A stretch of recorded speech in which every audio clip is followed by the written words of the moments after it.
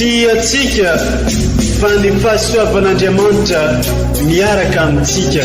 Isika fa ny fahasoavan'Andriamanitra miaraka amitsika noho izy roa tsika sandrivaky sy asantsika miaraka aminy.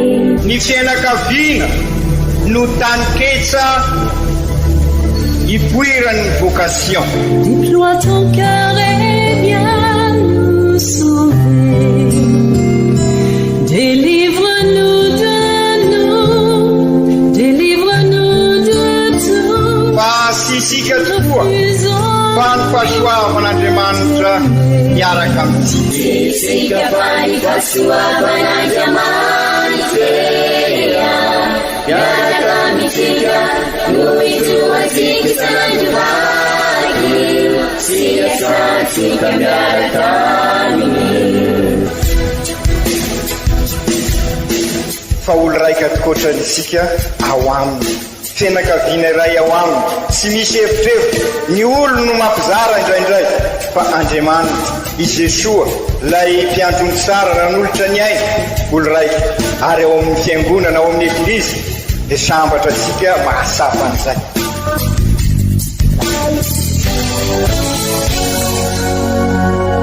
Olo araiky atsika atambatry ny fanahy masina kamiray, olo araiky ao amin'ny Kristy. Fandaram-pampianarana iarana amin'ny son excellence Monseigneur Benjamin Marc Ramason eto amin'ny radio Fagnier.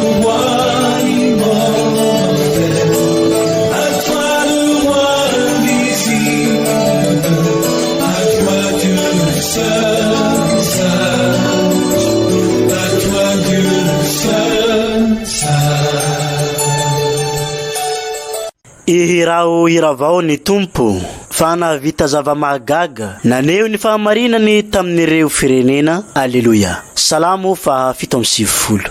Faly manambola tsara atsika jiaby eo vetsenkanavaka atsika pagnaraka tsy tapaka ty onjam-peon'ny radio Fagnier mamitsika ity ho atsika zay agnato an-tragno agny soranena roza magnaraka izy ty atramin'ny maraindraigny matsagna ka atramin'ny hariva. Asainy ampitiavagna ampagnajagna koa ianareo hagnaraka ity onjam-peo ity atramin'ny farany hitandregny ny toroteny ndraiky fampianarana aroson'ny son excellence Monseigneur Archevêque Benjamin Marc Ramason amitsika amin'ny alalan'ireo tenin'Andriamanitra maro samihafa aroson'ny eglizy amitsika niany. Eglizy niany ty Ahady fahadimy amin'ny taona A fankalazagna amin'ny Paka manolotra loha hevitra lehibe amitsika i Kristy no lalagna sy fahamarinagna ary fiainagna. Ndahoary ho tandresatsika ampinoagna ampitiavagna amin'ny fanantenana izany rehetra izany.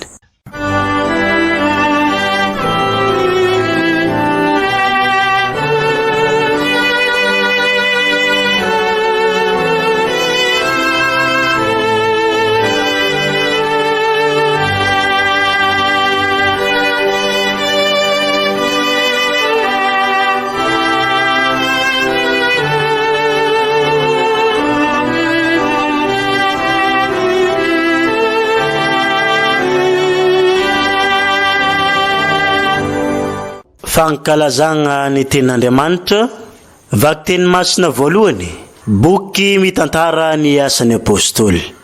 Tamin'ny zanandro izany raha efa nitombo ny isan'ny mpianatra dia nimonjimonjy tamin'ny Hebreo ny Helenista satria tsy mba nahinana loatra tamin'ny fizarana ny fiantragna isanandro ny mpitondra tena tao aminy ka novorian'ny 12 lahy ny mpianatra rehetra nilazany hoe tsy mety raha ilaozanay mitandrina ny sakafo ny fampianarana ny tenin'Andriamanitra. Koa amin'izany ry raha lahavana iray finoagna mifidiana 7 lahy eo aminareo izay tsara laza sady feno fanahy masina sy fahendrena mba hametrahanay izany raha izany. Ary izahay kosa ikely aina amin'ny fivavahagna sy ny fitorian-teny.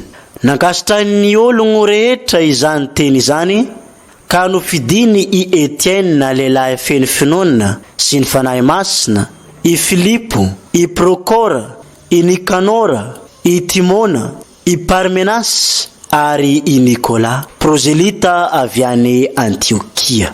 Narosony teo anatrehan'ny apôstôly izy ireo ka nametrahany ny tanana. No nefa vita ny fivavahana dia niely ny tenin'Andriamanitra, ny hamaro be dia be ny mpianatra tao Jerosalema ary betsaka koa ny mpisorona nanaiky ny finoana. Izany ary ny tenin'ny Tompo, hisoragna ny Andriamanitra.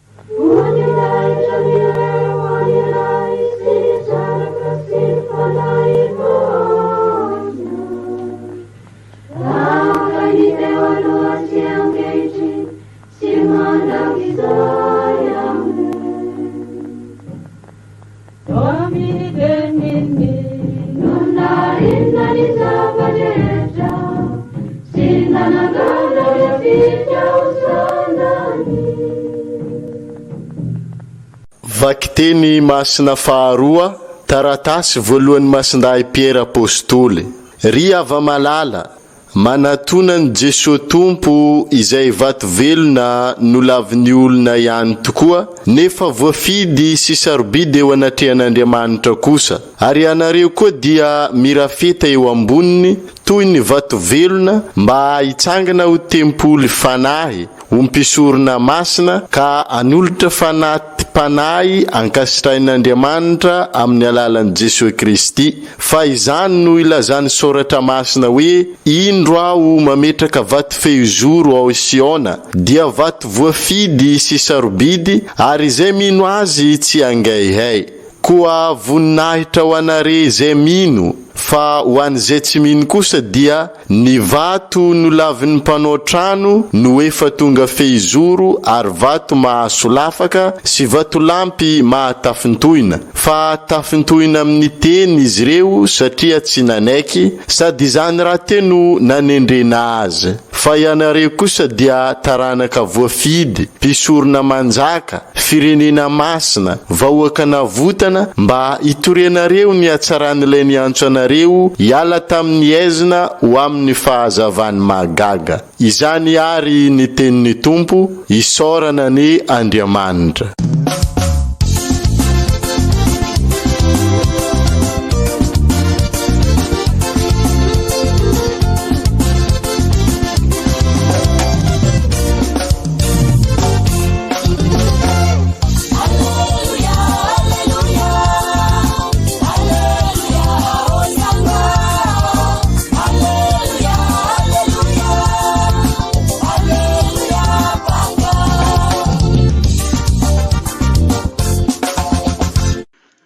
Ombatsika menakavy aneny Tompo, ho tanteraka tokoa ny iza evanjely masina nisoratany masindajoany, voninahitra ny eo anary Tompo. Tamin'ny zanandro zany, i Jesosy nilaza tamin'ny mpianany nagnano hoe, oka tsy hitebiteby ny fonareo. Mino an'Andriamanitra ianareo, ka mino azaho koa. Misy fitoeragna maro ao an-trano raiko.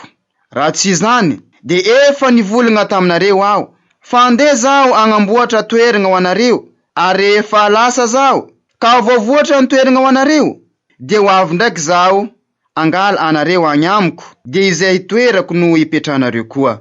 Ary fantatrareo koa ny lalagna ho amin'izay andianako. De hoy Toma taminy, tsy fantatray izay alenao Tompoko, ka ahoana no ahafantaranay ny lalagna? Hoy Jesosy taminy, izaho no lalagna sy fahamarinagna ary fiainagna. Tsy misy olona makany amin'iray afa-tsy amin'ny lalako. Raha mahafantatra ahy anareo, dia ho nahafantatra ny ray koa.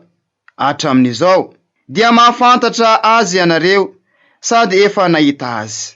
Dia hoy Filipo taminy, aseho anay ry ray ry Tompo, dia ho ampizay izany. Hoy Jesosy taminy, izay ela izay no nitoerako teto aminareo, ka tsy mbola fantatrareo ihany va aho ry Filipo, izay nahita zaho, dia nahita ny iray koa. Ka hoana no anaovanao hoe aseho anay riray? Tsy mino va ianao fa iza ao amin'iray ay niray ato amiko? Dia ny teny izay lazaiko aminareo dia tsy avy amiko fa avy amin'iray izay mitoetra ato amiko no manao ny asa. Mino an-teniko fa izaho ao amin'iray ary niray ato amiko.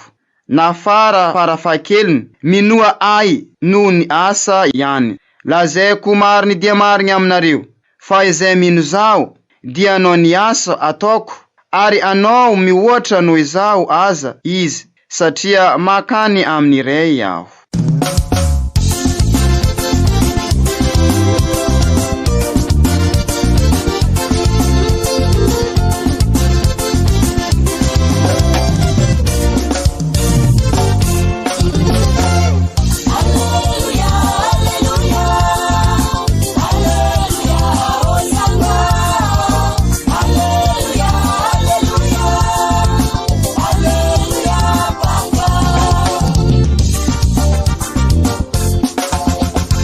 Izany ary ny teny ny Tompo, dia raneo anao ry Kristy.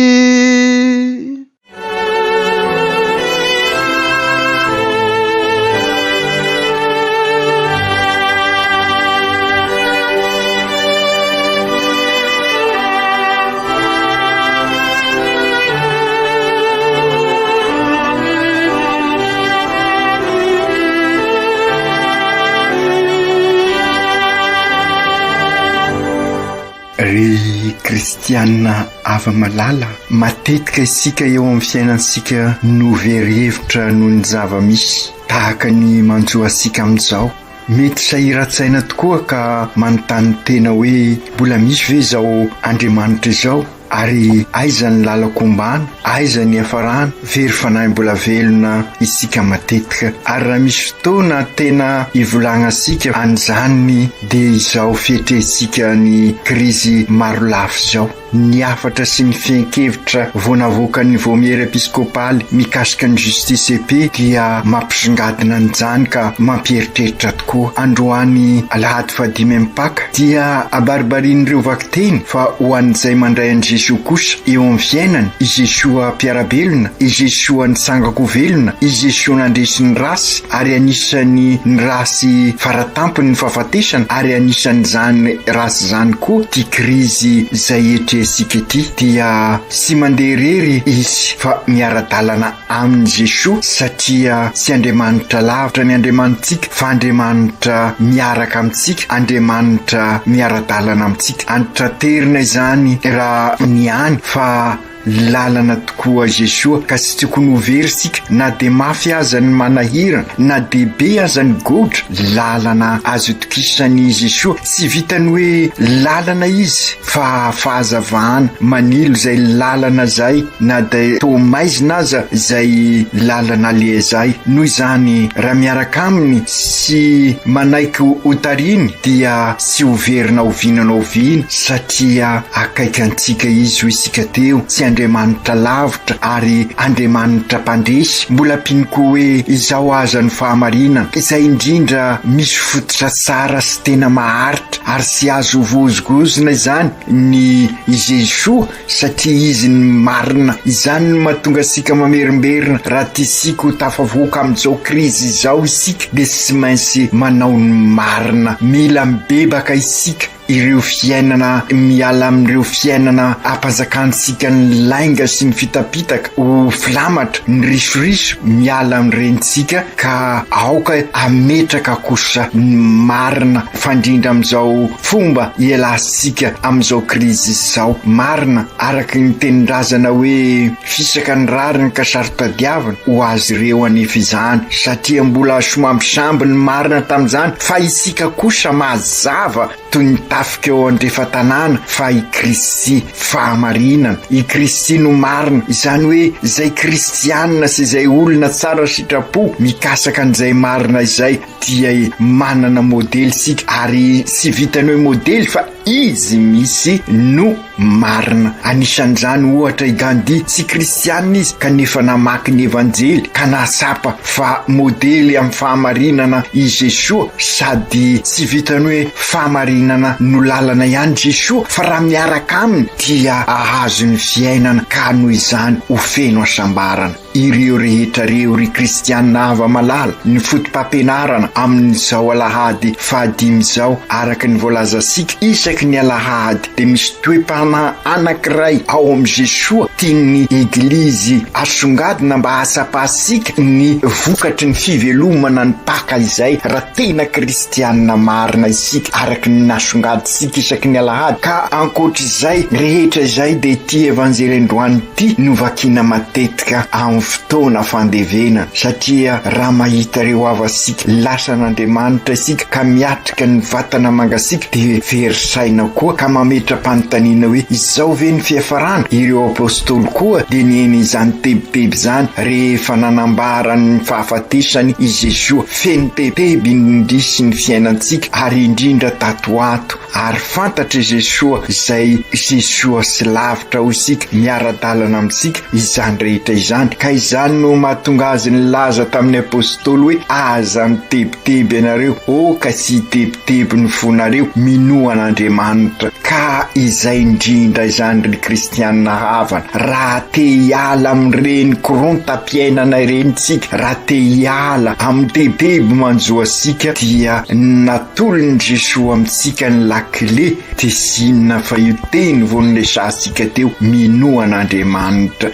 Io zany amin'izao alahady 15 izao no azo asongadina ary ahitasika milala kombana amin'ny elana amin'izao krizy izao ary dia marina tokoa fa i Jesoa zany no lalana araisika, izy no fahamarinana, izy rosika, izy no fiainana ivelomansika ka afaka amin'izao krizy izao isika. Ka sara zany ry kristianina havana manontany koa isika hoe inona moa ny dikany hoe minoan'Andriamanitra, inona ny atao hoe mino mba ahafahasika hiatrika an'izao krizy izao ka ho tafavoaka amin'ny fiainana mahitasika ny fivelarana ny mahaolona manontolo sy ny olon-drehetra araka ny nasongadin'ilay afatra navoakany vomierany Justice be. Tsy inona ny dikany hoe mino ao amin'ny soratra masina fa araka ny voalaza ao amin'ny Exode mianoa ry Israely. Io no fampianarana ahafantarasika fa ny mino ao amin'ny soratra masina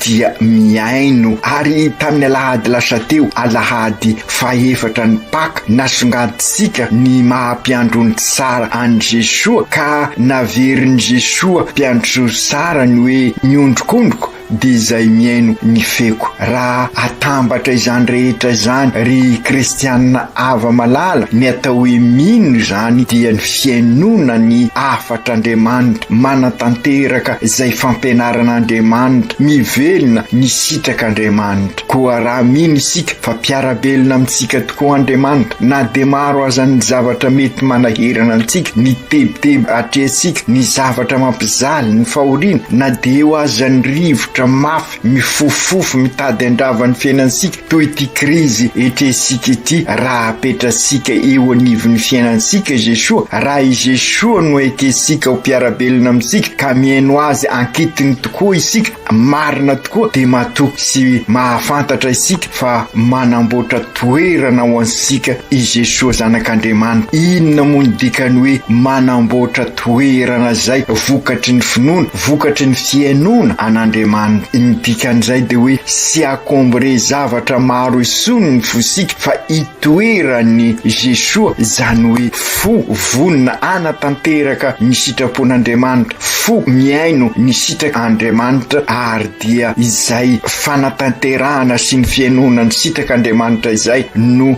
lalana anamboarany Jesoa ny fiainansika. Io lay eversika matetika hoe raha manao ny asan'Andriamanitra isika dia Andriamanitra nao ny asasika. Ka ny fanontaniana fototra zany raha zoviana zay hoe inona atao hoe mino an'Andriamanitra. Mino an'Andriamanitra dia miaino ny feony, miaino ny sitrapony, manatanteraka ny sitrapony ka inona zay manatanteraka ny sitrapon'Andriamanitra zay manao ny asan'Andriamanitra ao zany ny fototra iorenan'izay rehetra izay zany hoe manao ny asan'Andriamanitra isika sy manao ny asan'Andriamanitra isika matoa zany miditra amin'izao krizy izao isika matoa sy mamokatra ny fiainantsika nara-panahy nara-nofo nara-tsaina de satria sy manao ny asan'Andriamanitra isika manao ny asan'Andriamanitra isika raha mivelona tahaka an Jesoa satria araky ny ambaran Jesoa ny asa kozy izy dia ny manao ny sitrapon'Andriamanitra ny sakafo ay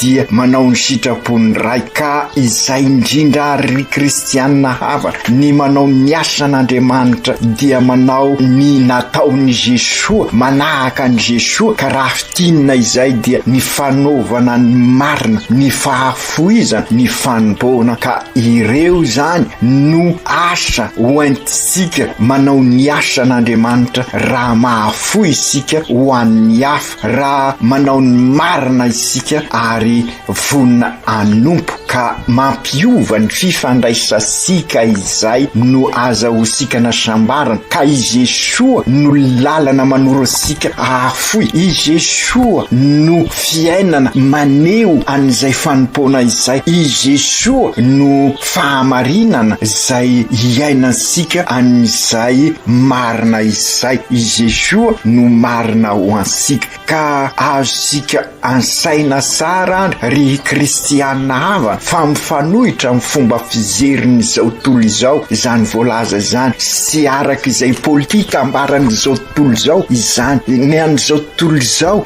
dia fanilikilina fitadiavana toerana fitadiavana voninahitra fa raha i Jesoa milaza hoe andeha ao anamboatra toerana ho anareo de zay misy ahy no isy anareo sy araky ny hevitra ny mpanao politika fitadiavana toerana io fa fanehoana fa izy meo anivon'ny fiainansika sy ivon'ny fiainansika ka am'izay dia vonina afoy vonina anao ny marina isika ary vonina ifanompo ikasaka ny soimbonana ka am'izay miova ho iaho teo ny fifandraisana na amin'ny zavaboary na amin'ny isika samysika na amin'Andriamanitra ka am'izay dia ho fon'Andriamanitra tokoa ny fo ao amsika ao ka sy ankombare fa itoeran'Andriamanitra ka raha nilaza ary Jesoa izao ny lalana sy fahamarinana ary ny fiainana mamakivaky an'ity fiainana ity miaraka aminy isika ka izay misy an Jesoa no misy asika zany hoe ny fiainan Jesoa ny fiainansika ny fahamarinan'i Jesoa ny fahamarianansika izay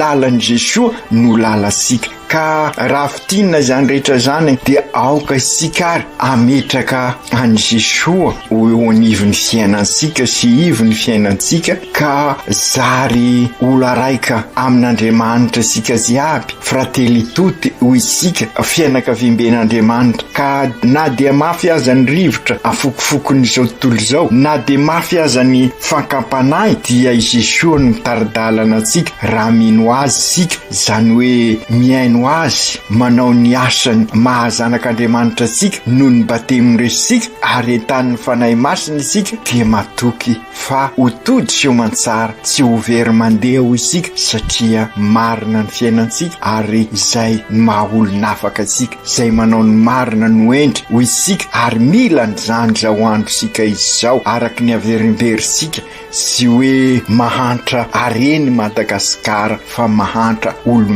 marina ka noho izany mivary lavo ny fiainana eto Madagasikara ka teraka amin'izao krizy izao raha miresaka an'izany isika dia mandavorary ny fiainansika satria izay raha teo no ampianarin'i Jesoa oka ho lavorary ianareo tahaka ny fahalavorariany ray entan'ny fanahy masina isika entan'ny fisolovany tenin'Andriamanitra ary ankairezindreo sakramenta manamasina ny fiainansika sy ny finoansika ka afaka milaza hoe katolika vita batemy aho ka manamasina ny fiainako ary zay midikany hoe manamasina ny fiainana izay dia miara-dalana amin'ny Jesosy ary miara-dalana amin'ireo manodidina sika ka miroso amin'ny fanorinana n'izay tranombe iombonana izay ka hahatonga sika ho fianakaviamben'Andriamanitra ho frately tuty ho loraika ary de zay no atao hoe paka ao asika fandalovana miala amin'ny fiainana izay misy ny fanavakavahana sy ny fisarahana sy ny fifangaroan'ny zavatra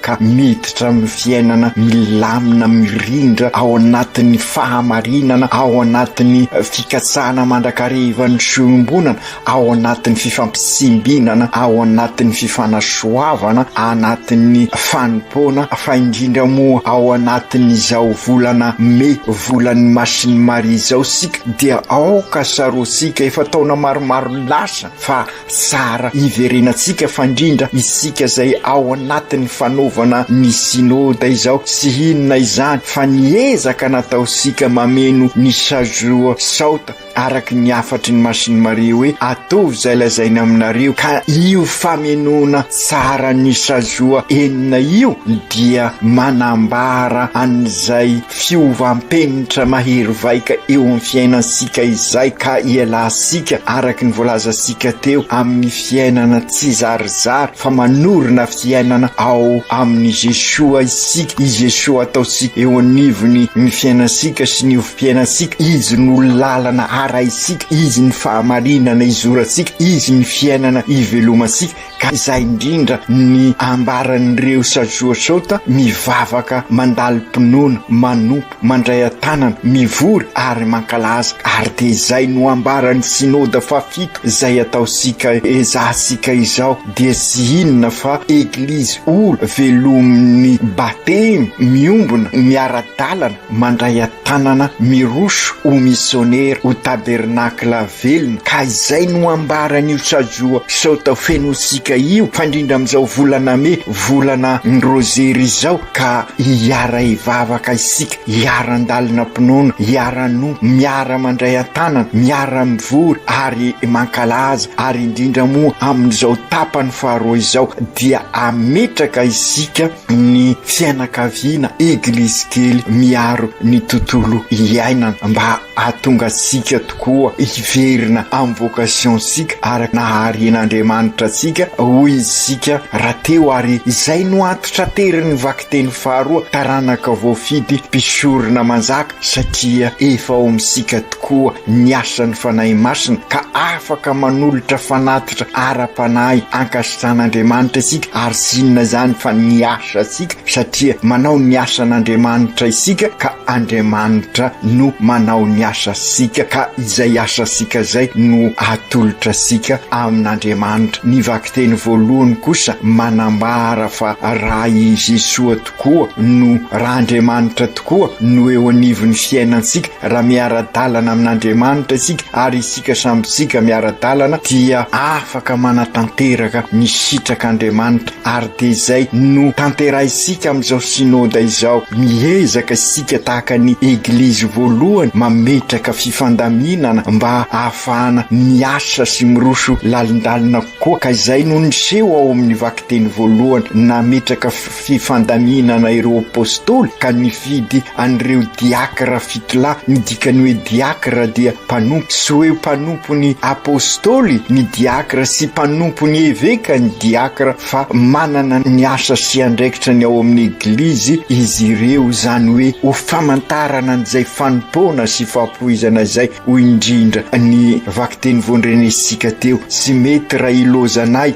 mitandrina ny sakafo ny fampianarana ny tenin'Andriamanitra ko amin'izany reralahy avana iray finoana mifidiana fitolahy eo aminareo zay saralaza sady feno ny fanahy masina sy fahendrena mba hametrahanay izany raharaha izany iry zahay kosa ikely aina amin'ny fivavahana sy ny fitoriteny ka tamin'izay ny nipoirany ny diakra enisika sara izy teo ny antom-piainan'ny apôstôlo izy de ny fivavahana sy ny fitoreteny ka araky ny izay voalaza izay dia tsy maintsy mitoriteny atraizatraiza isika fantatra sika izay ary aoka ametraka ny fivavahana oloolaharana. Amarin'ny vakiteny voalohany amin'izao Alahady 5 ampaka izao ary fa miroso sy kelikely amin'ny fiainana andavanandro ny Eglizy, ka izay ihany koa araka ny voalaza teo no ezahsika amin'izao synôda izao mba ametraka n'izay lamina izay ka tonga sika ho Eglizy velomin'ny batemy miombona miara-dalana mandray an-tanana zary missionnaire tabernakla velona.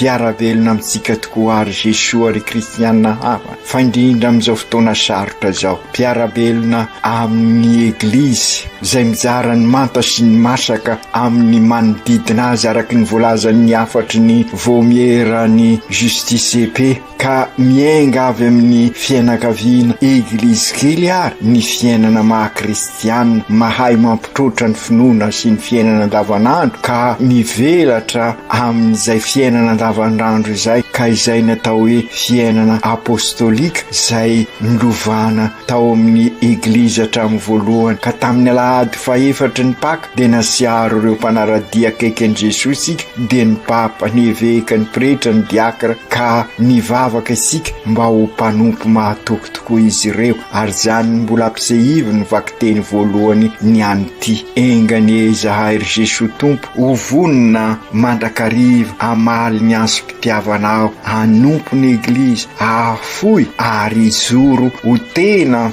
vavolombelona ny marina. Ampio zahay ahay ampitrotra ny finoana sy ny fiainana andavanandro, ampiseho fa ianao tokoa ny lalana sy ny fahamarinana ary fiainana. Enganie mba ho tanteraka ny vavaka nataonao hoe mba ho ray ane izy rehetra, ka olo raika izay izy aby ho mpiray tampo ho frately tuty, ampanjaka tokoa ny fahamarinana, ny rariny sy hisiny, ka hivelona ao anatin'ny fiadanana marina izahay mba ho fanehoam-pitiavana anao. Masin'ny Maria renin'ny Jesoa, reninay, tantany ny dianay zanakao ho any amin'i Jesoa, ka azahonay ny tena fiadanana sy ny asambarana. Masinday Josefa ray mpiaro ny Eglizy io, mivavah ho an'ny fianakaviana jiaby mba ho Eglizy kely tokoa, ka hoe ho anivony ane Jesoa lalana sy fahamarinana ary fiainana. Aoko tanteraka zany amin'ny anaran'ny Ray sy ny Zanaka sy ny Fanahy Masina. Amen.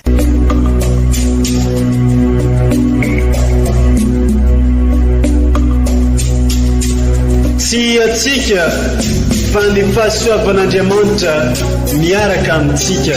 Isika fa ny fahasoavan'Andriamanitra miaraka amintsika, noho izy roantsika sandrivaky, sy asantsika miaraka aminy. Ny fianakaviana no taniketsa ipoiran'ny vocation. Déploie ton cœur et viens nous sauver. Délivre-nous de nous, délivre-nous de tout. Fa sisika tokoa fa ny fahasoavan'Andriamanitra miaraka amintsika. Sisika fa ny fahasoavan'Andriamanitra miaraka amintsika, noho izy roantsika sandrivaky, sy asantsika miaraka aminy. Fa olo raika atikoatran'isika ao aminy, fianakaviana iray ao aminy, tsy misy hevitrevitra. Ny olo no mampizara indraindray, fa Andriamanitra i Jesoa lay mpiandrony tsara raha n'olotra ny aina, olo raika ary ao amin'ny fiangonana, ao amin'ny Eglizy, dia sambatra antsika mahasapa an'izay.